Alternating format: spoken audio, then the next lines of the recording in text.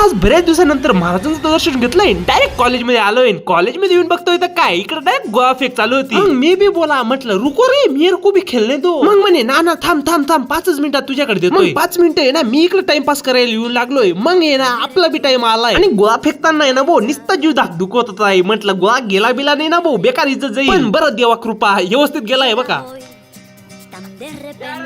आणि आपल्या कॉलेजच्या ग्राउंड वरती ना फुल चळवळ चालू झालेली, कारण की आपले ट्रेडिशनल डे ना जवळ येत आहे. चळवळ नुसते आपल्या कॉलेजच्या ग्राउंड वरतीच नाही तर पुऱ्या कळवणमध्ये चालू आहे. म्हटलं आता आहे ना आपल्याला बी काहीतरी करावं लागेल. मग काय आपला हत्यार काढलंय, डायरेक्ट गावातून फिरून आणलंय. मग आहे ना भाऊ आपल्याला इकडे ना थोडस काम होत. ते काय काम तर आमच्या छुटकुशा शेड मध्ये आहे ना स्कोप मारायचा होता. मग आम्ही दोघांनी आहे ना भाऊ शेडचं काम एकदम जबरदस्त चालू करून दिलंय. मग आहे ना मला एक विचार पडलेला आहे की ह्या शेड मध्ये ना पाहायचं काय. तुम्हाला काही सुचत असेल तर सांगा कमेंट मध्ये, ते बी पाहून टाकू. शेडचं काम आहे ना भाऊ आम्ही पटकन आवरून घेतलंय. मग आमचं काम तर झालंय. मग तुम्ही आता लाईक अँड फॉलो करायचं काम करून घ्या. भेटू पुढच्या ब्लॉग मध्ये.